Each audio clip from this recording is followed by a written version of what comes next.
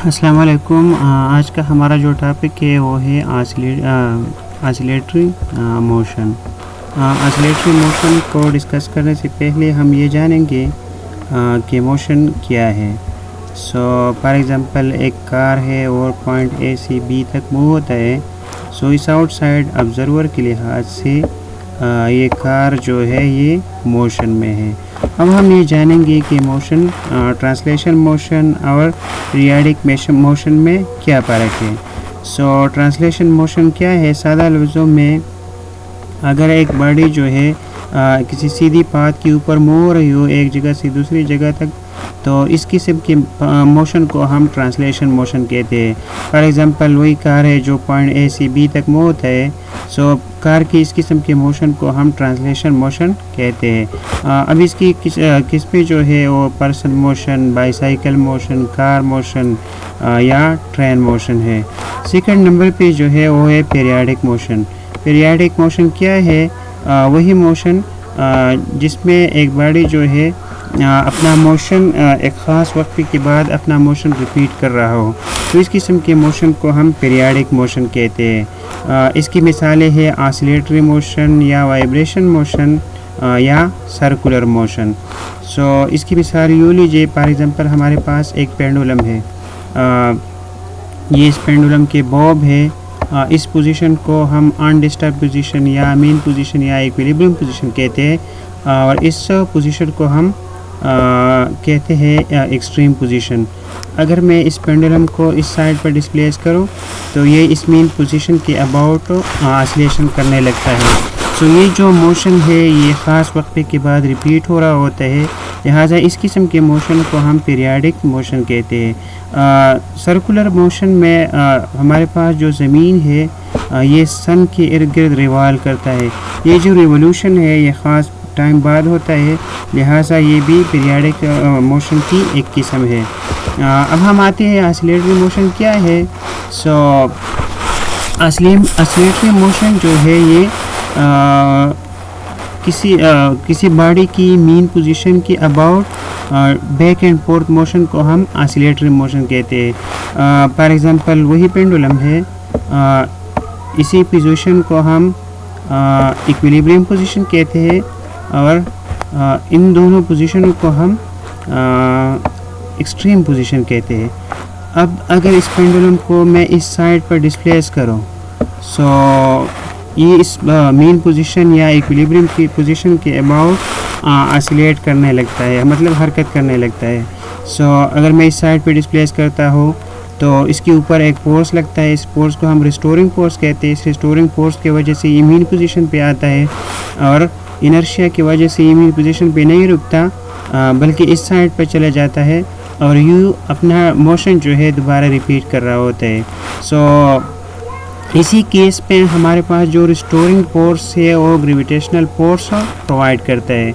अगर आप यूँ देखें तो इसी केस में इस एक्सट्रीम पोजीशन पर इस बॉब की जो वेट है वो डाउनवर्ड यू है, और इस तार में जो टेंशन है वो अपवर्ड डायरेक्शन में है। मतलब टेंशन जो है इस वायर में इस डायरेक्शन में है, और ये बॉब जो है ये ग्रेविटेशनल फोर्स जो है इसके ऊपर नीचे की तरफ लगता है। फॉर एग्ज़ाम्पल ये एंगल जो है इसको हम थीटा के रिप्रेजेंट करते हैं। अगर हम इस ग्रेविटेशनल फोर्स को रिजॉल्व करें ये भी थीटा बन जाता है। ये दोनों एंगल आपस में बराबर हैं। आप देखिए ये ग्रेविटेशनल फोर्स को हम mg से ज़ाहिर करते हैं। mg, ये वाला साइड जो है ये mg खास थीटा है। mg खास थीटा,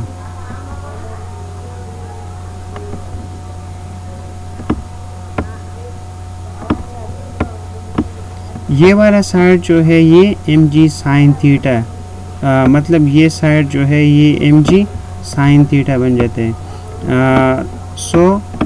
अब देखिए इस डायग्राम में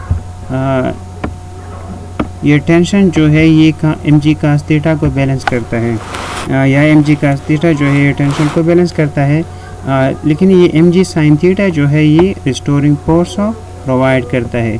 सो इसी रिस्टोरिंग फोर्स की वजह से ये पेंडुलम अपनी मीन पोजीशन की तरफ वापस आता है। सो इस किस्म के मोशन को, जिसमें एक बॉडी अपनी मीन पोजीशन या इक्विलिब्रियम पोजीशन के about back and fourth motion करता है, इस किस्म के मोशन को हम ऑसिलेटरी मोशन कहते हैं। अब इस बच्चे को देखिए, इस झूले में जो झूमता है, जो इस पोजीशन को हम कहते हैं मीन पोजीशन या इक्विलिब्रियम पोजीशन। अब जो ही ये बच्चा झूलने लगता है तो ये यू आता है, फिर वापस मीन पोजीशन की तरफ आता है, फिर दूसरी एक्सट्रीम पोजीशन पे आता है और फिर से मीन पोजीशन की तरफ आता है। लिहाजा ये मोशन जो है ये भी ऑसिलेटरी मोशन की एक किस्म है। अब हम जानेंगे कि ऑसिलेटरी मोशन से रिलेटेड कुछ टर्मिनोलॉजी से इनका क्या मतलब है। तो पहले नंबर पर साइकिल या वाइब्रेशन का क्या मतलब है। सो दोबारा इस पेंडुलम की मिसाल को लीजिए।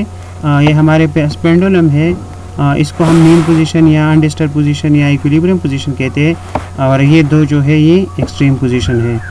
सो अगर पेंडुलम को मैं इधर साइड पे ले जाऊँ, तो फॉर एग्जांपल यू लेता हो तो ये दोबारा मेन पोजीशन की तरफ आता है, फिर दूसरी एक्सट्रीम पोजीशन पे चला जाता है और वापस से मेन पोजीशन की तरफ आता है।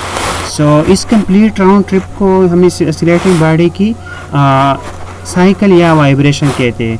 सो साइकिल या वाइब्रेशन के क्या मतलब है, one complete round trip of the vibrating body.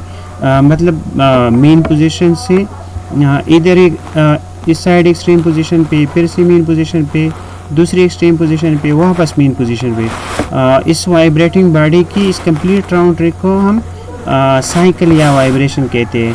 अब टाइम पीरियड का क्या मतलब है, इस वाइब्रेशन को कंप्लीट करने के लिए या इस साइकिल को कंप्लीट करने के लिए, फॉर एग्जांपल इस साइड को इस साइकिल को कंप्लीट करने के लिए जितना टाइम रिक्वायर्ड होता है उसे हम टाइम पीरियड कहते हैं। चूँकि एक स्पेशल टाइम है, इसी एक साइकिल को कंप्लीट करने के लिए कितना टाइम रिक्वायर्ड होता है इसको हम कैपिटल टी से ज़ाहिर करते हैं, और इसकी यूनिट जो है वही सेकंड है, चूँकि ये टाइम है लेकिन स्पेशल टाइम है।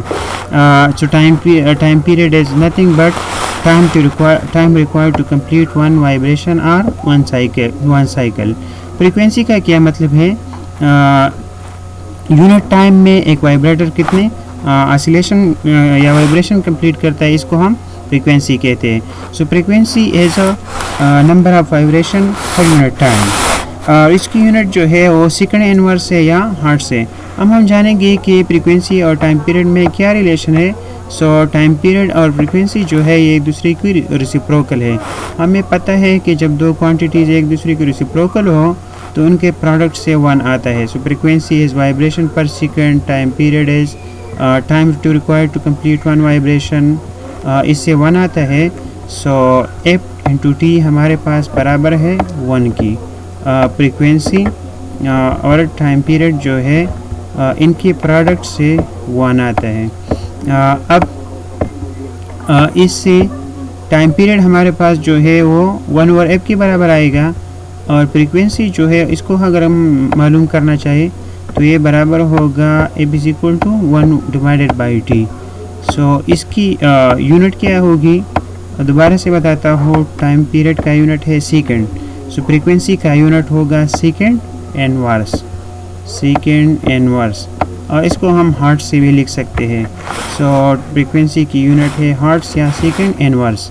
सिंपल हार्मोनिक मोशन क्या है, it is a special case of oscillatory motion.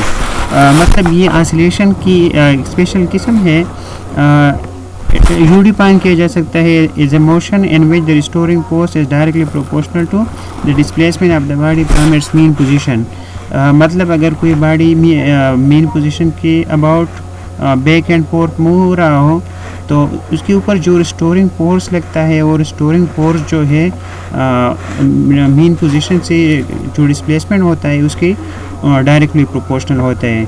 सो अगर इस पेंडुलम को मैं इस साइड पे ले आओ या इस साइड पे ले आओ, सो इस डिस्प्लेसमेंट से इसकी जो डिस्प्लेसमेंट है वो रिस्टोरिंग फोर्स की डायरेक्टली प्रोपोर्शनल होगा। So if restoring is proportional to displacement from the mean position, so इधर मैं माइनस साइन भी लगाता हूँ क्योंकि जो रिस्टोरिंग फोर्स है वो directed toward the mean position है और डिस्प्लेसमेंट की अपोजिट डायरेक्शन में है। क्योंकि फोर्स वेक्टर है इसके ऊपर मैं एरो लगाऊंगा और डिस्प्लेसमेंट जो है वो भी वेक्टर है तो इसके ऊपर मैं एरो लगाऊंगा। सो इसका मतलब ये है कि the greater the displacement from the mean position greater will be the restoring force. मतलब अगर हम डिस्प्लेसमेंट को ज़्यादा करें तो रिस्टोरिंग फोर्स जो होता है वो भी ज़्यादा होगा। या यूँ हम लिख सकते हैं जो एक्सेलरेशन है वो डायरेक्टली प्रोपोर्शनल है to displacement from the mean position. अब एक्सेलरेशन जो है ये भी वेक्टर है तो इसके ऊपर एरो निशान लगाए और डिस्प्लेसमेंट जो है वो भी वेक्टर है तो इसके ऊपर हम एरो निशान लगाएंगे। सो ऑसिलेटरी सिंपल हार्मोनिक मोशन के लिए कंडीशन क्या होगा, वो एक ये कंडीशन होगा जो एक्सेलरेशन है वो डायरेक्टली प्रोपोर्शनल है displacement from the mean position at direct toward the mean position. So जितनी भी सिंपल हार्मोनिक मोशन है उसमें एक कंडीशन वैलिड होगा that acceleration is directly proportional to displacement from the mean position and directed toward the mean position। सो आप ये note कर लीजिए कि जितनी भी ऑसिलेटरी मोशन है वो सिंपल हार्मोनिक मोशन नहीं है, सिर्फ वही मोशन सिंपल हार्मोनिक मोशन होगी जिसमें एक कंडीशन वैलिड होगा।